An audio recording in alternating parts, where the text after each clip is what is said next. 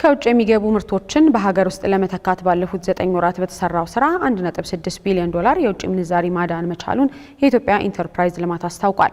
የሀገር ውስጥ ኢንዱስትሪዎች ዓለም አቀፍ ተወዳዳሪ ምርቶችን እንዲያመርቱ የተደረገው ጥረት ደግሞ 57 ሚሊዮን ዶላር የውጭ ምንዛሪ አስገኝቷል ነው የተባለው።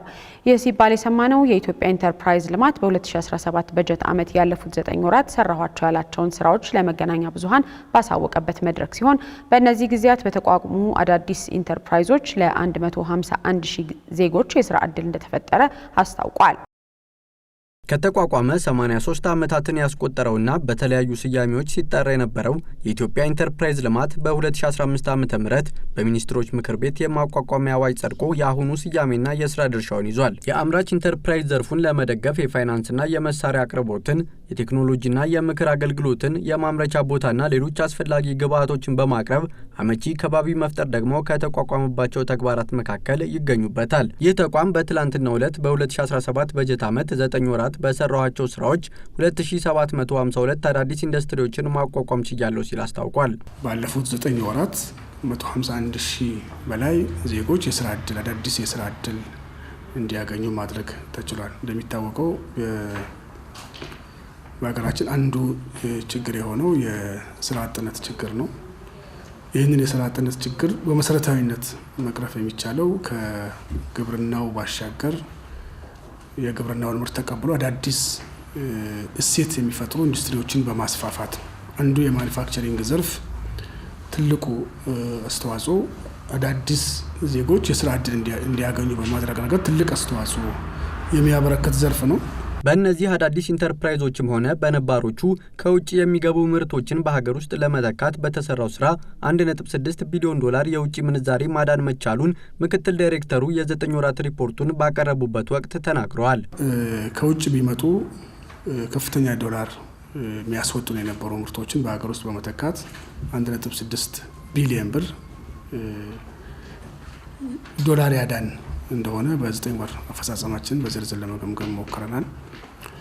ይሄ አሁንም በጣም በርካታ ምርቶች ከውጭ ይመጣሉ። እነዚህን ምርቶች ደረጃ በደረጃ በሀገር ውስጥ የመተካት ስራችን ተጠናክሮ የሚቀጥል ነው የሚሆነው። ከውጭ የሚመጣውን ምርት ከመተካት ባሻገር ኢንዱስትሪዎች ዓለም አቀፍ ተወዳዳሪነታቸውን ማረጋገጥ የሚችለው የሚመረተውን ምርት ወደ ሌሎች ሀገሮች ኤክስፖርት በማድረግ ነው። እስካሁን ድረስ ባለው የ57 ሚሊዮን ዶላር በውጭ ምንዛሪ ግኝት ማግኘት የተቻለ መሆኑን ማየት ተችሏል። ከዚህ ባሻገር በገጠር ኢንዱስትሪያላይዜሽን ፕሮግራም ባለፉት 9 ወራት 205 ኢንዱስትሪዎች በገጠር እንዲቋቋሙ ተደርጓል ያለው ተቋሙ እነዚህ ኢንዱስትሪዎች የስራ ዕድል ከመፍጠር ባለፈ ከገጠር ወደ ከተማ የሚደረግን ፍልሰት ይቀንሳሉም ነው ያለው።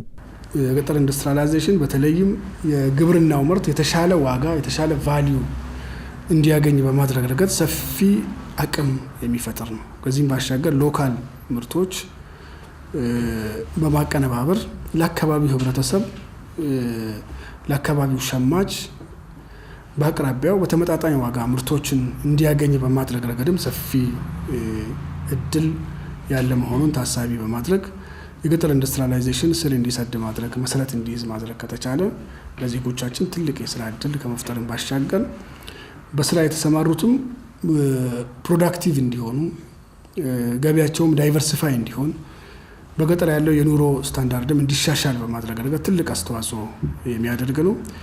ከገጠር ወደ ከተማ ያለውንም ፍልሰት በመቀነስ ረገድ ትልቅ አስተዋጽኦ ያለው ነው። በተለያዩ ምክንያቶች ስራ ያቆሙ 518 ኢንዱስትሪዎች ወደ ስራ እንዲገቡ ማድረግ ተችሏል ያሉት ዋና ዳይሬክተሩ ለኢንዱስትሪዎች ማነቆ ሆኖ የቀጠለውን የፋይናንስ አቅርቦት ችግር ለመፍታት በበጀት ዓመቱ 6 ቢሊዮን ዶላር ያህል የብድር አቅርቦት ከተለያዩ የፋይናንስ ተቋማት ጋር በመሆን ለአዳዲስና ነባር ኢንተርፕራይዞች መሰጠት መቻሉን ጠቁመዋል።